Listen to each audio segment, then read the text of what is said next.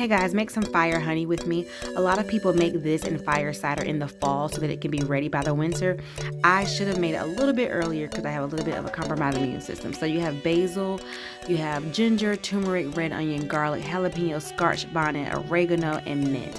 I'm just cleaning off my turmeric here, and then you want to dice your vegetables and herbs. Specifically these root vegetables, I dice them because when I take it, I'm going to actually eat chunks of these. I am not going to strain my honey.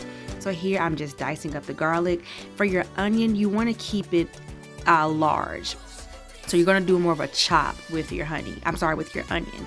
And right here I have all of my ingredients and you're just layering them. I layer them so that the honey can get on everything. So I'm going to do it one round and then I'm going to rinse and repeat, do the same thing over. I'm just adding all of my ingredients. Be careful with those scotch bonnets on your fingers. Adding everything in there. And I'm gonna leave it fermenting for a minimum of 4 weeks. I might go up to 8 weeks.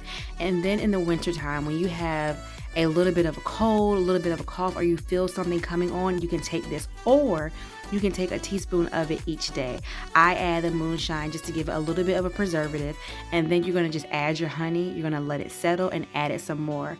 I put parchment paper on mine and just let it sit and ferment. You can burp it every day, every other day, and turn it upside down just to kind of move everything around. But you want to sit it and store it in a cool, dry place. Like I said, for a minimum of 4 weeks so it can get good and all the antibiotics, anti-inflammatory, all the benefits can really get into that honey as you're taking it.